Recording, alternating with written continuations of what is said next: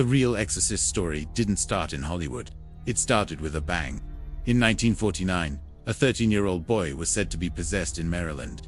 That's where priests performed a terrifying exorcism that would later inspire one of cinema's most iconic horror movies. But it gets crazier.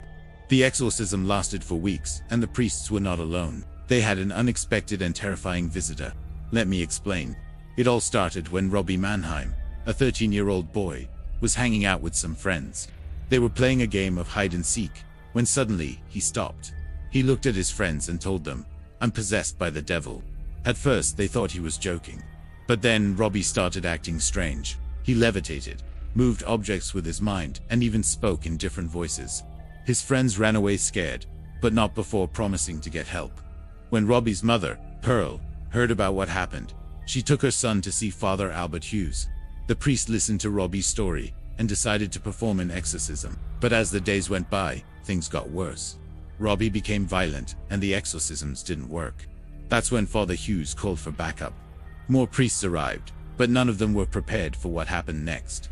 One of the priests, Father Raymond J. Bishop, entered the room to find Robbie levitating above his bed. Then something unexpected happened. The possessed boy opened the window and jumped onto the priest's head, knocking him unconscious. When the other priests arrived, they found Father Bishop lying on the floor and Robbie standing over him with a knife. The priests managed to subdue Robbie and continue the exorcism.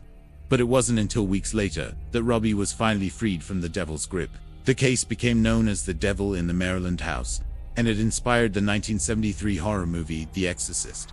But what happened to Robbie after the exorcism? Sadly, he continued to suffer from mental illness and spent much of his life in a Wisconsin institution. He passed away in 1976 at the age of 29. Some believe he was truly possessed, while others claim his strange behavior was a hoax. But one thing is for sure, the real exorcism story is scarier than any movie. Thanks for watching. If you enjoyed this video, please leave a like and subscribe for more historical horror.